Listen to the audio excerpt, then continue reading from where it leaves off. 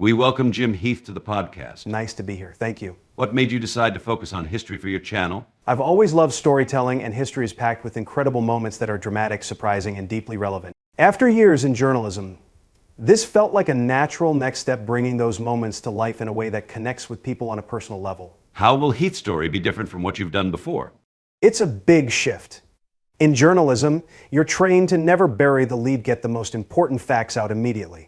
But with storytelling, you build suspense and hold back some of the most interesting details until later.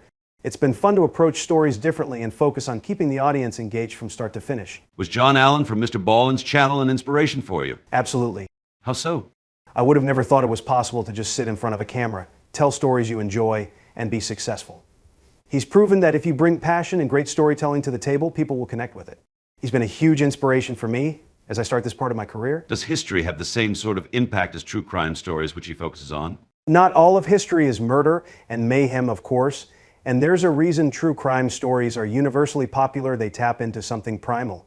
But I think for history buffs or anyone who wants to recall key moments, history can be just as compelling. True crime and history are different genres, but I think history still has a big niche of interest out there. What's your writing process like for these stories? How do you make history interesting, even if people think they've heard it before? Great question. It's all about finding a fresh angle. I try to see the story through the eyes of someone else who was there, someone whose perspective we might not have explored. That often uncovers details about these people or events that we didn't even know, which makes the story more personal and engaging. What are some of the stories you've come up with so far? I'll be telling the story of a couple who were in the booth with Abraham Lincoln the night he was assassinated, and the remarkably tragic impact that night had on their lives. Another story is about First Lady Florence Harding. As I dug into her life, I realized she played a huge role in her husband Warren Harding becoming president.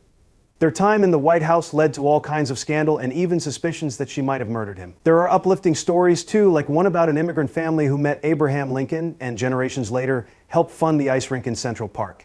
That rink ended up being associated with Donald Trump.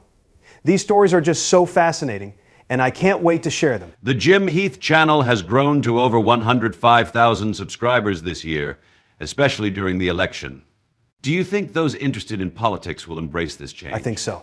My audience already appreciates thoughtful, meaningful content, and history has a way of delivering that. Plus, storytelling like this is timeless. People can watch it anytime and still find it engaging. Where did the slogan profound, historic, and timeless stories come from? It just felt like the perfect fit.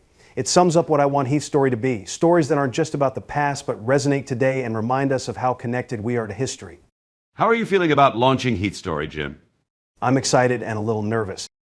But I believe in the stories I'm telling, and I can't wait to share them with the audience. Thank you, Jim, for sharing these insights into Heath's story, which will premiere later this year with 2 new episodes each week on Sundays and Wednesdays, exclusively on the Jim Heath channel. Thank you so much. We appreciate your time today and can't wait to see the stories you'll bring to life.